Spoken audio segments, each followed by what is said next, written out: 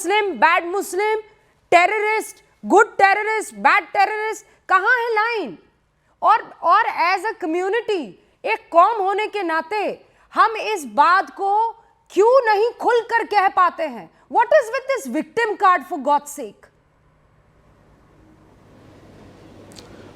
रूबिका जी, सबसे पहली बात मैं आपको बताऊं, यहाँ पे good Muslim, bad Muslim, good terrorist, bad terrorist नाम की कोई चीज़ है नहीं, ठीक है। ये सैयद कुतुब ने शुरू किया था, फिर इंडिया में जाकिर नायक ने इसको प्रमोट किया था कि गुड टेररिस्ट और बैड टेररिस्ट होता है, गुड मुस्लिम और बैड मुस्लिम होता है। ऐसा कुछ नहीं है, टेररिस्ट टेररिस्ट होता है। अभी हमने सुना कि ये मौलाना साहब जो है कुरान की आयत पेश करते हुए कह रहे हैं कि सुम्मुन बुकमुन उम्युन फ़हुम ला याक़िलून, कि इनके ऊपर मोहर लग चुकी है। प्रॉफिट मोहम्मद सल्लल्लाहु अलैहि वसल्लम ने फरमाया था सहाबा को कहते हुए कि एक दौर आएगा खवारिज नाम के लोग उठेंगे, इतनी नमाज़ें पढ़ेंगे, इतनी बड़ी बड़ी इनकी दाढ़ियाँ होंगी, मगर ये इतने बड़े जालिम होंगे। और उन्होंने कहा था कि अगर मैं इनका ज़माना पाऊँ तो मैं इनसे लड़ूंगा।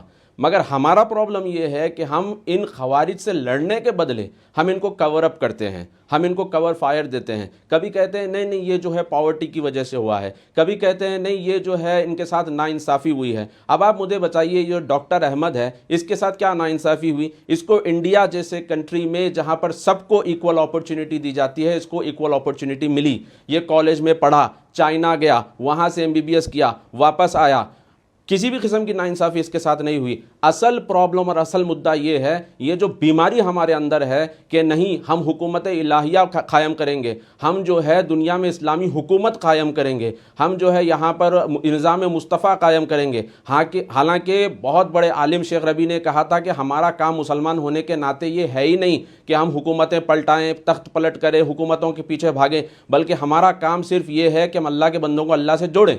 ये छोड़कर हम सिर्फ इसी के पीछे लगे रहते हैं। और ये जो अटकल पंचू बातें हम करते रहते हैं कि नहीं ये गरीबी की वजह है, ये वजह है, वो, ये सब बेकार बातें हैं। प्रॉब्लम बहुत डीप रूटेड है, आइडियोलॉजिकल प्रॉब्लम है। और आप देखिए जम्मू एंड कश्मीर में जमात इस्लामी को बैन किया गया, सऊदी अरब, UAE, बहरीन जैसे कंट्रीज में जमात इस्लामी मौदूदी के लिटरेचर को बैन किया गया। मैं चाहता हूं कि इंडिया में भी ये बैन हो और इस तरह की जो फिक्र और नज़र है इसको भी बैन किया जाए। और ख़ास तौर पर हमारे पास जो owning up of the problem नहीं है, हम प्रॉब्लम को ओन अप नहीं करते, हम जो है उसको डिफ्लेक्ट करते हैं, कभी RSS के ऊपर ढकेल देते हैं, कभी ज़ायनिज़्म के ऊपर ढकेल देते हैं, कभी इसराइल के ऊपर ढकेल देते हैं। अब आप मुझे बताइए सूडान में कौन सा RSS और BJP है? वहाँ पे 35 मिलियन लोग बेघर हो चुके हैं, मारे जा रहे हैं। कौन मार रहा है? मुसलमान को मार रहा है। अब आप मुझे बताइए कि कहां से हम जो है इस तरह के जस्टिफिकेशंस लेके आ जाते हैं? जो बात आप कह रहे हैं, मतलब एक भी ऐसी बात नहीं है जिससे मैं ना इत्तफाकी रखूं या डॉक्टर रिजवान ना इत्तफाकी रखें। अब अतीकुर रहमान साहब यहाँ पर बैठे हैं। अतीकुर रहमान साहब, ज़हाक साहब ने एक बात आपको लगी हो कि गलत बोली है? जी रूबिका जी, बहुत अच्छी बात कही इन्होंने, और आपने जिस संजीदगी से इस मामले को रखा है मैं उसका भी आपको शुक्रगुजार करना चाहता हूँ। दो बातें सिर्फ मैं इतनी रखना चाहूँगा कि हम फेल हो गए रूबिका जी, हमारे एफर्ट्स फेल हो गए। कम्युनिटी को इसकी जिम्मेदारी लेना पड़ेगी। हर माँ को, हर बाप को, हर भाई को, हर बहन को, अपने बाजू वाले को इस बात से सतर्क करना होगा कि अगर तुमने हमारे नाम के ऊपर ये हरकत की तो हम आपके जनाजे में शिरकत नहीं करेंगे, आपको दफनाने के लिए ज़मीन नहीं मिलेगी। जो अल्लाह की मुखालफत करे, जो अल्लाह के पैगाम की मुखालफत करे, अल्लाह का पैगाम सिर्फ़ और सिर्फ पीस था। अपने बहुत बहुत कट्टर दुश्मन से भी मुस्कुरा के बात करने का हुजूर का पैगाम था। ये दहशतगर्द जो भी कर रहे हैं, अल्लाह इनके साथ बहुत सख्ती से निपटेगा और इनसे ज्यादा सख्ती से उनसे निपटेगा। अतीकुर रहमान साहब, आपको याकूब मेनन के जनाजे की तस्वीरें याद हैं? हम 5 लोग आपस में बैठकर क्या कर लेंगे? आम मुसलमान ये बात क्यों नहीं समझता है, मुझे ये बताइए। अगर हम ज़रा सा उनसे सवाल कर देंगे, आम मुसलमानों को गिरेबान में झांकने के लिए देखेंगे, तो क्या कहा जाएगा? सबसे पहले तो मुसलमान का मतलब यह है कि RSS को गाली देना चाहिए। मुसलमान का मतलब यह है कि फिलिस्तीन जिंदाबाद कहना चाहिए। मुसलमान का मतलब यह है कि ज्यूज को जितनी गाली भर भर कर दो। अगर तुम ये सब नहीं कर रहे हो तो भैया तुम मुसलमान नहीं हो। ये तो यहां पर डेफिनेशन है मुसलमान की। याकूब मेनन के जनाजे में कौन लोग गए थे बताइए मुझे? हमने क्या मैसेज दिया था सोसाइटी को एज अ मुस्लिम? तो रूबिका जी ये तो देखिए फिर से टिट फॉर टैट वाला मामला हो जाएगा। कोई आपसे कहेगा कि भाई दूसरी तरफ तो ऐसे लोग हैं ना। सवाल ये नहीं है, आज सवाल सिर्फ और सिर्फ मुसलमानों का है। आज सवाल सिर्फ और सिर्फ ये है कि किस तरह से हमारे अपने नौजवान गुमराह हो रहे हैं, गुमराह किए जा रहे हैं और आगे भी गुमराह किए जाएंगे अगर हमने सख्ती से कदम नहीं उठाया। मुझे बस ये बताइए ये गुमराह होते कैसे हैं? अगर पाकिस्तान या कोई आतंकवादी या ओसामा बिन लादेन आपको गुमराह करना चाहता है तो वो क्या करेगा? कि वो किसी हिंदू को गुमराह क्यों नहीं कर लेता है? वो किसी क्रिश्चियन को गुमराह क्यों नहीं करता है? वो किसी पारसी को गुमराह कैसे नहीं कर पाता है? ये जितने भी आतंकी संगठन है, खुदा के वास्ते जो ये कहता है आतंक का धर्म नहीं होता है, झूठा है, झूठा है सर। अतीकुर रहमान साहब खाइए कसम, कहते हैं आतंकवाद का धर्म नहीं होता है। मैं गिनाऊं आतंकवादियों के नाम, बता दीजिए उनका धर्म मुझे, और फिर हम 1+1 = बता देंगे क्या है। क्या झूठ है ये? आतंकवाद का धर्म नहीं होता है सर।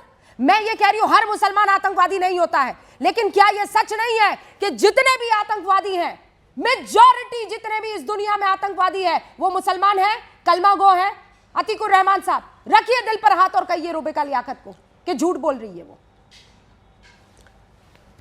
नहीं, मैं आपकी इस बात से एग्री नहीं करूंगा। देवेंद्र सिंह जो पकड़ा गया था आतंकवाद में लिप्त, मैं फिर बताती हूं आपको, आटे में नमक इज अ डिफरेंट थिंग, आटा is a different thing sir. Chetan Singh, अब आप मुझे सुनना नहीं चाहेंगी। नहीं, क्यों नहीं सुनना चाहूंगी? कर रही हैं। मैं टिट फॉर टैट नहीं कर रही हूं सर। आपने जिस संजीदगी से नो इस मौजू को रखा है, आप अपनी संजीदगी को आप पीछे छोड़ चुके हैं। अरे अच्छा गिनाइए, अच्छा गिनाइए। चेतन सिंह ने क्या किया? ठीक है, नाम गिनाइए। मैं टिट फॉर टैट नहीं करना चाहता। नाम गिनाइए आप मुझे। नहीं, मैं टिट फॉर टैट करना ही नहीं चाहता हूं। आज मेरा सर शर्म से झुका हुआ है। नहीं सर, शर्म से झुका हुआ है, लेकिन फिर भी आप चाहता हूं नहीं, मैं सिर्फ अपने ही लोगों से बात करना चाहता हूं सर, कि कब रुकेगा ये?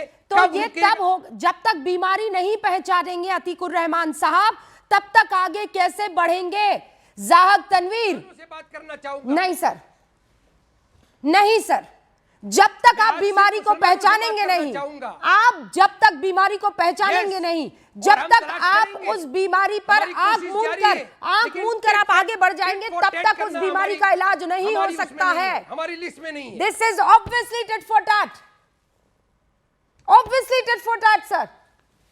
ज़ाहक मुझे ये बताइए, जो मैं कह रही, no I did not sir. आपने शुरू किया, मैं कह रही नहीं, मैं फिर अपने अल्फाज में नहीं बदलूंगी। आपने आतंकवादियों के नाम गिनाना शुरू किए। बिल्कुल गिनाऊंगी मैं आतंकवादियों के नाम, दोनों तरफ के आतंकवादियों के नाम गिनाने की। अच्छा बताइए, गिनाइए ना मुझे, गिनाइए ना मुझे। आपका जो आपने जो अतीकुर रहमान साहब, मैं पिन ड्रॉप साइलेंस अभी रख रही हूँ, ठीक है? Now you tell me one thing, you count the name of other communities terrorist. Let's start, let's begin sir. No, I don't want to. No, please, sir. You will have to. No, you will have to. I refuse to. I refuse to. You know why you refuse to? क्योंकि आपके पास नाम ही नहीं है। आपके पास नाम ही नहीं है। हमारे अपने लोग, आपके पास नाम ही नहीं है सर। को बचाने में ज़ाहक तनवीर, प्लीज ज़ाहक तनवीर को स्क्रीन पर लेकर आइए। यहाँ पर मैं टिट फॉर टैट करने नहीं बैठा। नहीं जी रूबिका जी, मैं कह रही हूँ नाम के नहीं। ज़ाहक मुझे प्लीज नाम बताइए आप। ये बात कहने में एक आम मुसलमान को डरना नहीं चाहिए, हक के रास्ते पर रहना चाहिए। अगर ये हमारे अंदर कैंसर है तो इस कैंसर का इलाज हमें एज अ कम्युनिटी करना होगा। बिल्कुल बिल्कुल। देखिए रूबिका जी, कुरान में एक आयत है जिसमें कहा गया है कूलू कौलन सदीदा, यानी कि जब भी आप बात करो तो सीधी सीधी खरी बात करो।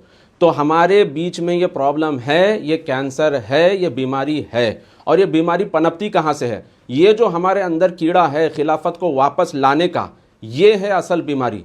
और हमारी जो दूसरी बीमारी है वो है विक्टिमहुड मेंटालिटी, जो हर रोज़ टीवी पर आकर, सोशल मीडिया पर, यूट्यूब पर, व्हाट्सएप पर जो ये विक्टिमहुड मेंटालिटी हमारे जहनों में भरी जाती है, यही है फसाद की जड़। और हम शर्माते क्यों हैं इस चीज़ को बोलने के लिए? अब आपने सही बात कही है। आप कहीं देखें ऐसे टेररिस्ट को, सीरिया में कभी आपने देखा कि कोई राज मल्होत्रा या राजू मल्होत्रा नाम का आदमी पकड़ा गया? कभी आपने ये देखा कि यूक्रेन में जो है कोई जॉन विक नाम का आदमी ऑस्ट्रेलिया से आकर लड़ रहा है? आपको कहीं ये नज़र नहीं आएगा। अनफॉर्चुनेटली हम जनरलाइजेशन तो नहीं करेंगे, अक्सर मुसलमान अच्छी तबीयत के होते हैं, मगर ये प्रॉब्लम हमारे बीच में है और फिक्स हमको ही करना पड़ेगा। कोई बाहर से आके कोई फिक्स करने वाला नहीं है। सिख कम्युनिटी में भी खालिस्तानियों का प्रॉब्लम था, तो सिख रेजिमेंट इंडियन आर्मी में है जिन्होंने अपने ही बिरादरी के खिलाफ बंदूक उठाई है, मगर आप बताइए बंदूक तो दूर के बाद हम हमारी बिरादरी के खिलाफ जबान तक नहीं खोलते हैं। नहीं, कैसे? वहां तो ब्रदरहुड आ जाता है ना। अब जल्दी से रिजवान साहब और रशीदी साहब और सुबही, मैं आपके पास आ रही हूँ। अलीमुद्दीन जी, आपका भी रुक कर रही हूँ। सैयद रिजवान, प्लीज संक्षेप में। जी हाँ, Rubika, I am coming across this gentleman, Mr. Parvez, for the first time, and what a pleasure it is to listen to him. Zahak Tanveer, और बहुत he is खुशी an हुई कि amazing